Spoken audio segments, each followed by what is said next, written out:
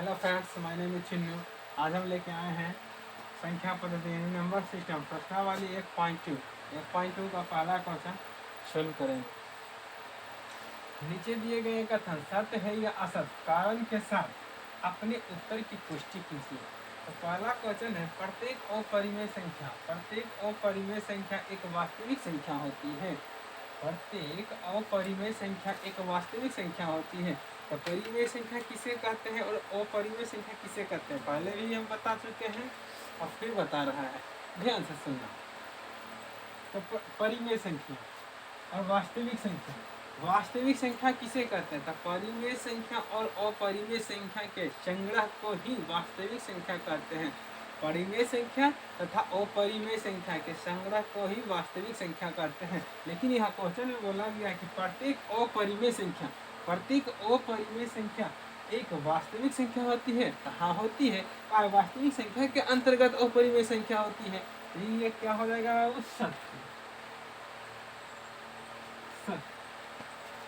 कारण नहीं पूछ रहा था, कारण में लिख देंगे।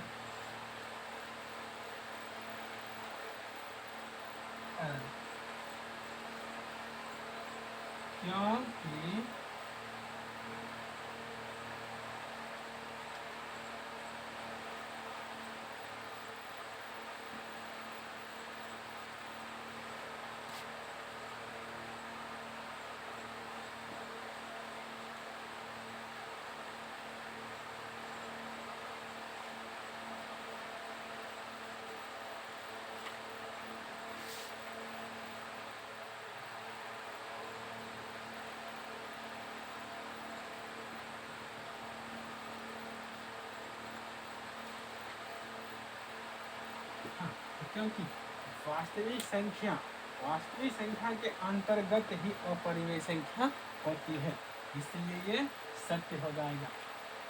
सेकेंड क्वेश्चन है, संख्या रेखा का प्रत्येक बिंदु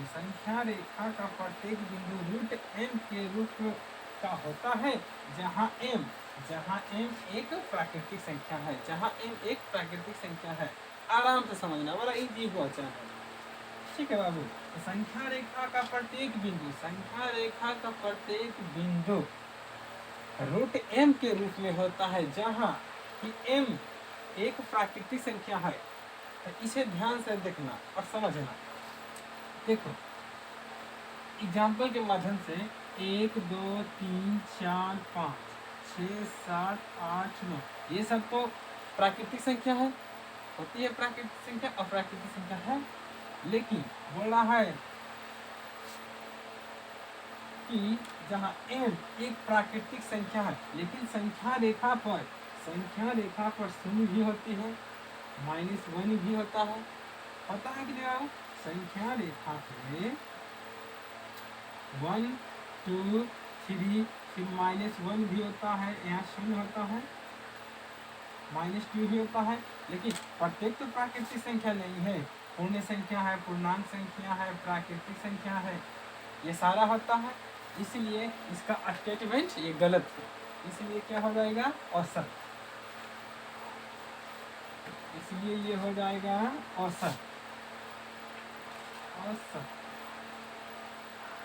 असत। कारण में क्या लिख देना है,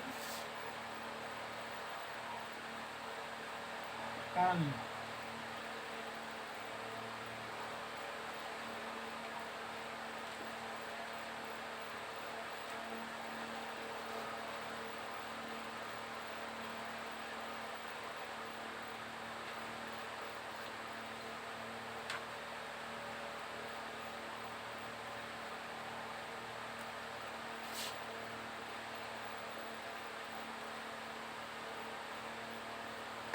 कारण है, क्योंकि संख्या रेखा पर 0 1 2 -1 -2 भी होती है।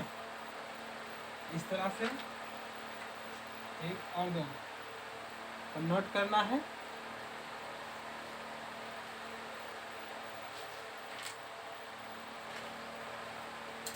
नेक्स्ट क्वेश्चन है कि प्रत्येक वास्तविक संख्या एक अपरिमेय संख्या होती है। प्रत्येक वास्तविक संख्या एक अपरिमेय संख्या होती है। तो ये हो जाएगा औसत। कारण में क्या लिख देना है, कि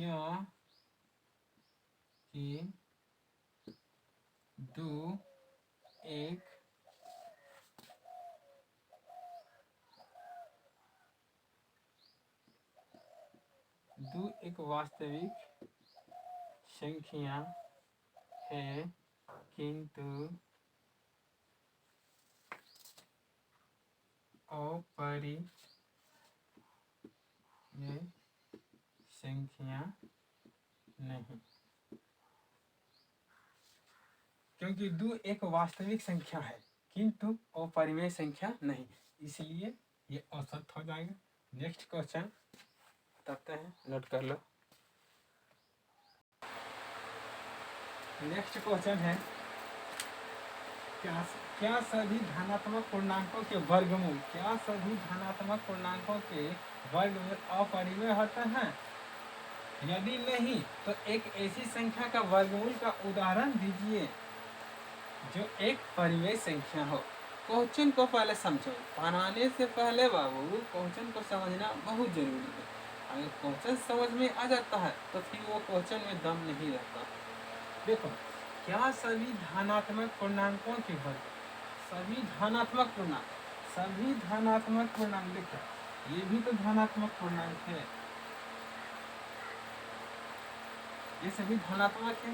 5 6 7 8 9 और लेने की इच्छा और ले लो। तो क्या सभी धनात्मक पूर्णांकों के वर्गमूल बोल रहा है, ये सब सभी धनात्मक संख्याएं हैं, तो सभी का वर्गमूल, जैसे 1 2 3 4 5 6 7 8 9, ठीक है। सभी धनात्मक पूर्णांकों के वर्गमूल, तो सबका वर्ग कर लो, वर्गमूल वर्गमूल वर्गमूल वर्गमूल वर्गमूल वर्गमूल वर्गमूल वर्गमूल वर्गमूल। हाँ, तो बोल रहा है क्या सभी धनात्मक पूर्णांकों के वर्गमूल अपरिमेय होते हैं? क्या सभी अपरिमेय है? ऐसे तो पता चल रहा है कि सब अपरिमेय संख्या है जो रूट में रहता है, लेकिन नहीं बाबू, देखो ये अपरिमेय है। एक का वर्गमूल क्या हो जाएगा? एक, ये तो परिमेय हो गया। 2 का वर्गमूल तो रूट में रहेगा। 3 का, जिसको हम तोड़ सकते हैं, किसको तोड़ सकते हैं? देखो, एक को तोड़ेंगे तो एक का वर्गमूल 1 होगा, फिर रूट 4 को जब तोड़ेंगे तो इसका वर्गमूल निकल के आ जाएगा 2। फिर देखो, और 9 का वर्गमूल कितना आ जाएगा? 3। तो क्या बोल रहा है, क्या सभी धनात्मक पूर्णांक का वर्गमूल अपरिमेय होते हैं? तो सभी अपरिमेय, या कुछ परिमेय है कुछ अपरिमेय है, इसका तो स्टेटमेंट गलत है। और नहीं तो एक ऐसी संख्या का उदाहरण दीजिए जो एक परिमेय संख्या है, तो उदाहरण में दे देंगे, जैसे ले लो √4, इसका वर्गमूल निकल जाएगा तो 2। ये तो एक परिमेय संख्या है, इसलिए उदाहरण में ये दे सकते हैं। इसको बनाना कैसे है सर, देखो,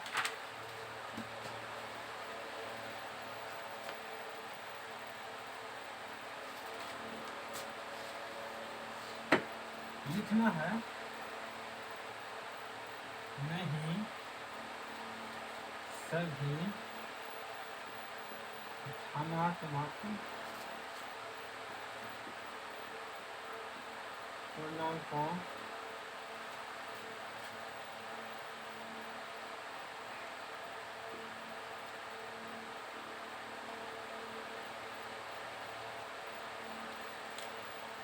नहीं, सभी धनात्मक पूर्णांकों के वर्गमूल अपरिमेय होते हैं। उदाहरण दे दो, √4 का मान होता है 2। अच्छा हाँ, √4 का वर्गमूल 2, जो कि एक परिमेय संख्या है। समझ में आ गया बाबू? ठीक है, तो ठीक है, इसे नोट कर लो।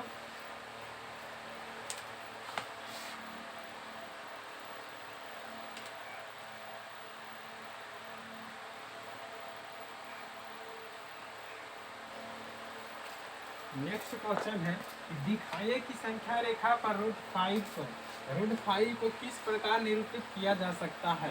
संख्या रेखा पर √5 को किस प्रकार निरूपित किया जा सकता है। बड़ा इजी क्वेश्चन है, आराम से समझना, समझे मेरे प्यारे बच्चों। तो देखो तुम सब पढ़ा होगा पाइथागोरस प्रमेय। अगर जो बच्चा नहीं पढ़ा है तो आज देख लो, जो पढ़ा है अच्छी बात है। देखो पाइथागोरस प्रमेय के माध्यम से इसको हम सॉल्व करेंगे।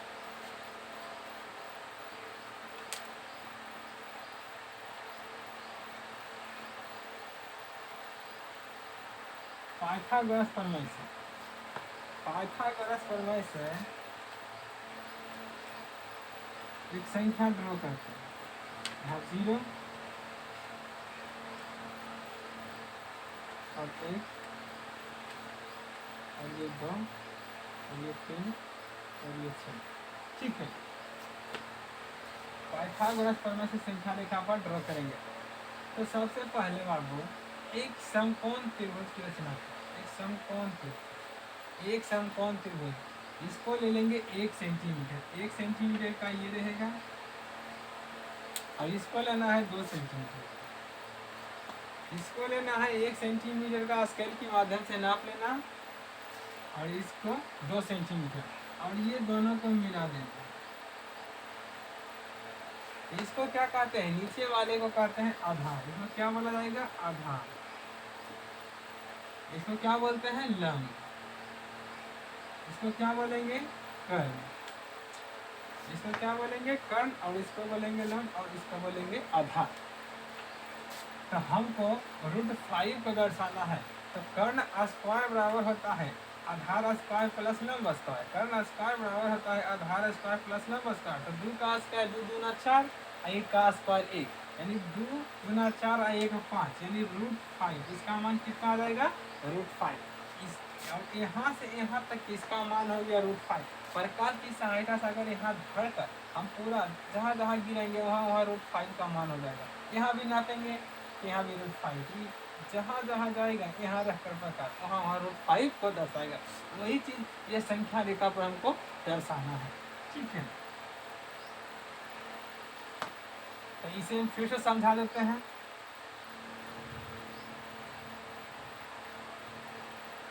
कर्ण स्क्वायर बराबर होता है आधार स्क्वायर प्लस लंब स्क्वायर। आधार स्क्वायर प्लस लंब स्क्वायर। तो आधार मेरा कितना दिया हुआ है, 2, तो 2 का स्क्वायर और प्लस लंब कितना दिया हुआ है, लंब है 1, यानी 1 का स्क्वायर, यानी तो 2 दूना 4 और प्लस 1, यानी हो जाएगा 5। कर्ण स्क्वायर, इधर स्क्वायर है तो उधर जाएगा तो रूट में, इसलिए कर्ण बराबर क्या हो जाएगा, √5। यही √5 यहाँ लिखे। अब समझ में आया मेरे प्यारे बच्चों।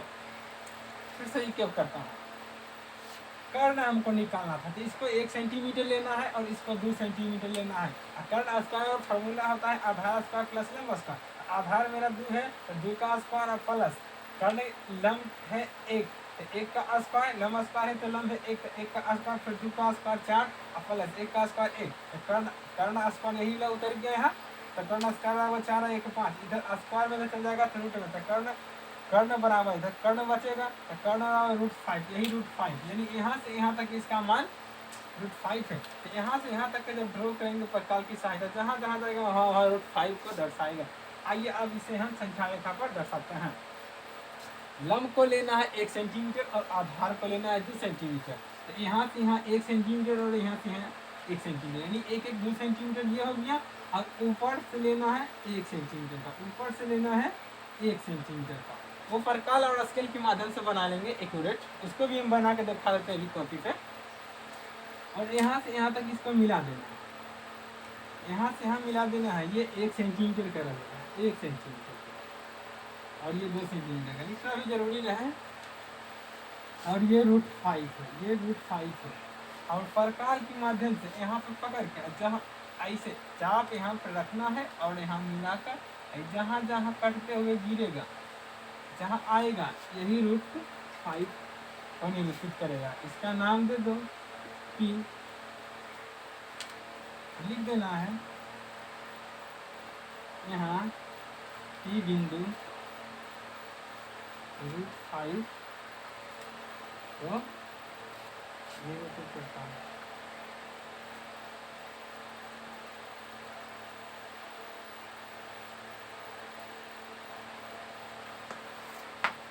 समझो बाबू, एक संख्या रेखा ड्रॉ करना है,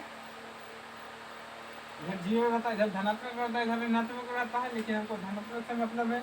और नीचे वाला 2 सेंटीमीटर, तो 2 सेंटीमीटर ले लिए और यहाँ से लंबाई 1 सेंटीमीटर का लेना है और इसको मिला दिए और √5 का निकाल लिए, इसका मान धर के और यहाँ से प्रकार रखेंगे, जहाँ जहाँ काटते हुए जाएगा वही, और जहाँ कट आएगा वही √5 होगा। तो जहाँ कटा वहाँ वो बिंदु का नाम दे दिए P, तो लिख दिए यहाँ P बिंदु √5 को निरूपित करता है।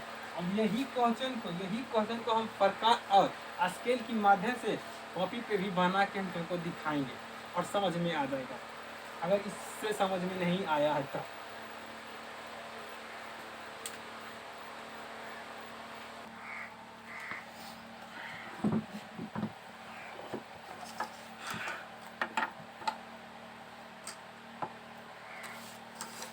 देखो अब यही क्वेश्चन 3 नंबर है कि दिखाइए संख्या रेखा पर √5 को निरूपित करना है। तो इसको अब देखो प्रकार और स्केल के माध्यम से कैसे बनाना है, कोई दिक्कत नहीं होगा बाबू। देखो सबसे पहले हमको एक संख्या रेखा ड्रॉ करना है।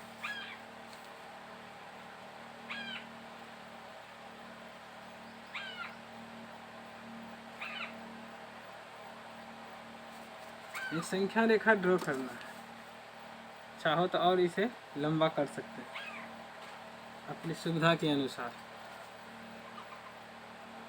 यहाँ ये 0 है और 1-1 सेंटीमीटर के अंतराल पे देंगे।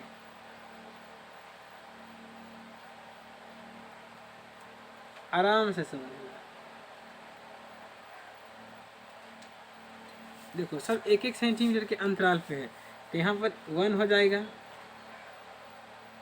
यहाँ 2 हो जाएगा, यहाँ 3 हो जाएगा, यहाँ 4 हो जाएगा, यहाँ 5। हमको इतना से मतलब नहीं है। और पाइथागोरस प्रमेय से हम बोले थे सबसे पहले एक समकोण त्रिभुज बनाना है। समकोण त्रिभुज बनाना है और इसको 1 सेंटीमीटर लेना है और इसको 2 सेंटीमीटर लेना है और इसको यहाँ से मिलाना है। तो कर्ण स्क्वायर बराबर होता है लंब स्क्वायर प्लस आधार स्क्वायर, अभी जस्ट बताए हैं, इसलिए इसका मान कितना रहेगा √5। यही √5 को इस पर दर्शाना है। तो नीचे 2 सेंटीमीटर है तो 1 सेंटीमीटर, तो यहाँ से यहाँ तक के हो गया 1 सेंटीमीटर और 1 सेंटीमीटर यहाँ से यहाँ तक के, तो 2 सेंटीमीटर तो नीचे मेरा मिल रहा है और 1 सेंटीमीटर लंबाई लेना है। तो लंबाई लेना है तो 1 सेंटीमीटर नाप कर लो, ले लो, 1 सेंटीमीटर नाप कर ले लिए और इसको यहाँ से यहाँ इसको मिला देना है। यही हो गया √5, ये हो गया √5 और प्रकार की माध्यम से यहाँ चाप रखेंगे, यहाँ चाप रखना है, यहाँ चाप रखना है और ये जहाँ जहाँ काटेगा वहाँ वहाँ √5 को दर्शाएगा। तो यहाँ चाप कर रख कर इसको इस तरह से घुराएंगे, इसको हम इस तरह से घुराएंगे। जहाँ कट रहा है, देखो कहाँ कट रहा है, यहाँ कट रहा है, यही मेरा √5 होगा, यही मेरा √5 होगा, यही मेरा √5 होगा और ये बिंदु का नाम P दे देंगे, लिख देंगे यहाँ P बिंदु √5 को निरूपित करता है।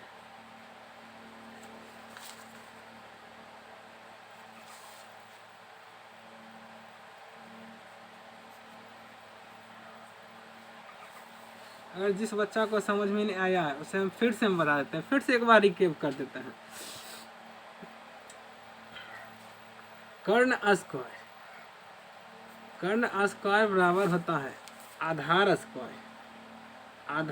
स्क्वायर प्लस लंब स्क्वायर। तो आधार मेरा कितना दिया हुआ है, आधार तो 2 है, तो 2 का स्क्वायर, कर्ण स्क्वायर यूं ही उतर जाएगा। आधार है 2 तो 2 का स्क्वायर प्लस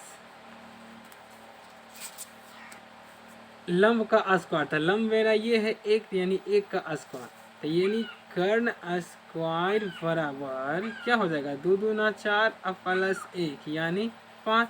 इधर स्क्वायर में है तो उधर जाएगा तो रूट में, इधर बच जाएगा कर्ण, तो कर्ण बराबर √5, यही √5। और ये √5 को हम संख्या रेखा पर दर्शा, सबसे पहले एक स्केल के माध्यम से एक संख्या रेखा ड्रॉ करेंगे और 1 से 5 6 7 जहाँ तक इच्छा हो आप खींच सकते हैं।